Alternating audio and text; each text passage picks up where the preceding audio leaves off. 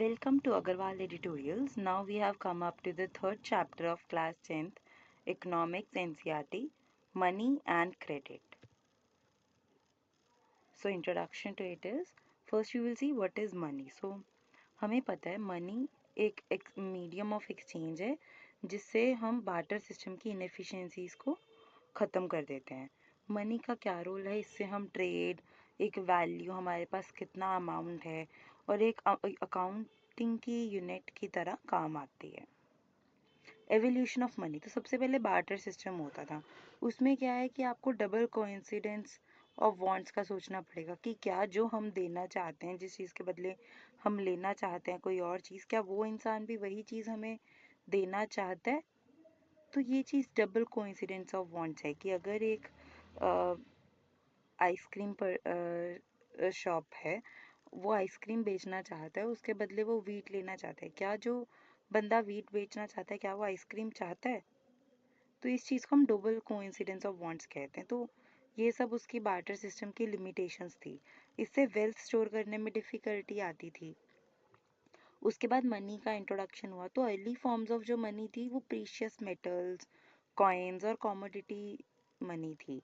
इसमें क्या था कि जो मनी थी उसकी खुद की एक वैल्यू थी, पर मॉडर्न फॉर्म जो है वो है paper currency, coins, digital money. इसकी खुद की कोई आज सच वैल्यू नहीं है, बट ये गवर्नमेंट से ऑथोराइज है, इसलिए हम इसको यूज़ करते हैं. फंक्शंस ऑफ मनी, तो मीडियम ऑफ एक्सचेंज है, मेजर ऑफ वैल्यू है, हम स्टोर ऑफ वैल्यू है, फिर एक स्टैंडर्ड है जिससे हम क्रेडिट सिस्टम इजी कर पाते हैं. Modern forms of money, currency, तो नोट्स एंड कॉइन्स जो भी गवर्नमेंट या सेंट्रल बैंक हमारा इशू करता है उस वो करेंसी. इसकी खुद की कोई इंट्रिंसिक वैल्यू नहीं है, पर by law it is accepted everywhere. Deposits with bank, अब लोगों के पास जब थोड़ा एक्स्ट्रा अमाउंट होता है तो वो बैंक्स में जाके सेव कर देते हैं. वो भी एक मॉडर्न मनी का तरीका है जिसको डिमांड डिपॉजिट्स भी कहते हैं, क्योंकि ऑन डिमांड हम उन्हें निकाल सकते हैं. Deposits can be withdrawn on demand through check or ATM. Role of the reserve bank of India, तो आरबीआई क्या करता है, ये करेंसी इशू करता है और मनी सप्लाई और फाइनेंशियल स्टेबिलिटी इंश्योर करता है. Credit, meaning and its types, तो डेफिनेशन क्या है क्रेडिट की. क्रेडिट बेसिकली एक एग्रीमेंट है बोरोवर के बीच में जो हमसे मनी या गुड्स ले रहा है विद द प्रॉमिस कि वो नियर फ्यूचर में या इन फ्यूचर जब भी उन्होंने डिसाइड किया है वो उसकी रीपेमेंट कर देगा, और जो भी उसमें कंडीशंस है वो सब उस एग्रीमेंट के उस पे है. टाइप्स ऑफ क्रेडिट, अब क्रेडिट भी दो तरह के हो सकते हैं, फॉर्मल क्रेडिट या इनफॉर्मल क्रेडिट. तो जो फॉर्मल क्रेडिट है, एक तो वो आरबीआई से रेगुलेटेड है, उसमें इंटरेस्ट कम है, लीगल प्रोटेक्शन है, और यूजुअली जो बैंक्स और कोऑपरेटिव जैसे इंस्टीट्यूट्स हैं वो फॉर्मल क्रेडिट देते हैं. इनफॉर्मल क्रेडिट, इसमें मनी लेंडर्स, ट्रेडर्स, रिलेटिव्स या फ्रेंड्स ये सब देते हैं, और ये जितना मर्जी रेट ऑफ इंटरेस्ट लगा सकते हैं, कोई लीगल प्रोटेक्शन नहीं है इसमें, unregulated and often exploitative. Usually rural area में लोग इनफॉर्मल क्रेडिट लेना प्रेफर करते हैं रादर देन फॉर्मल क्रेडिट, और अर्बन एरियाज में लोग ज़्यादातर फॉर्मल क्रेडिट ले रहे हैं.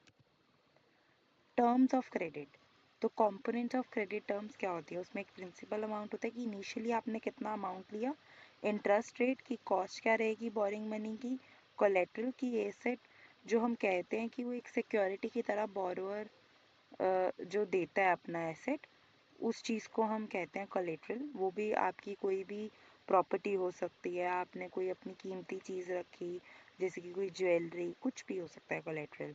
डॉक्यूमेंटेशन, जो भी लीगल एग्रीमेंट हो रहा है, स्पेसिफाइंग रिपेमेंट टर्म्स, और मोड ऑफ रिपेमेंट, जो भी मेथड्स हम सोचते हैं कि कैसे रिपेमेंट होगा, हो सकता है कि किसी काइंड में हो, मनी में हो, वो डिपेंड करता है.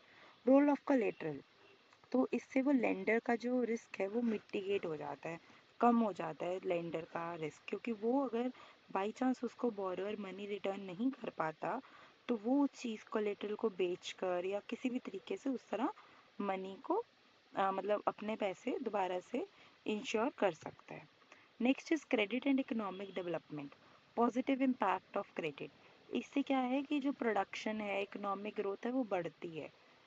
जैसे कि अगर एक फार्मर सीड्स या फर्टिलाइजर्स से अपनी प्रोडक्टिविटी इंक्रीज करने के लिए ले रहा है और फिर उसकी जो क्रॉप है वो भी अच्छी उग जाती है और उसको काफ़ी अच्छे दामों में बिकती है, तब ये पॉजिटिव क्रेडिट है।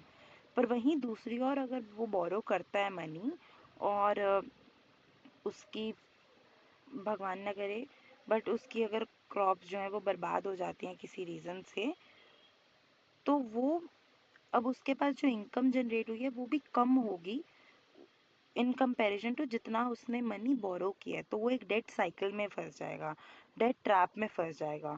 और ज़्यादातर हमें पता है रूरल एरिया में जो क्रेडिट है वो इनफॉर्मल है।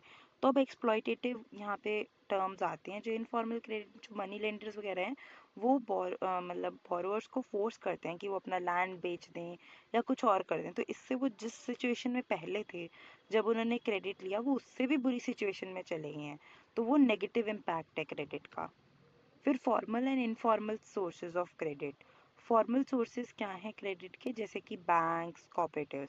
तो बैंक्स क्या हैं, they provide loans for agriculture, industry, personal needs like SBI, ICIC bank. Then cooperatives owned and manage by members for mutual benefit. अब कॉपरेटिव में ज़्यादातर क्या होता है कि कुछ फार्मर्स या कुछ एक फैमिलीज एक साथ आ जाती हैं, वो अपनी सेविंग्स एक साथ रखती हैं और फिर उस चीज़ को लेके जाती हैं बैंक के पास और फिर उनसे लोन्स लेते हैं। उस तरह कोऑपरेटिव क्रेडिट सोसाइटीज़ वर्क करती हैं।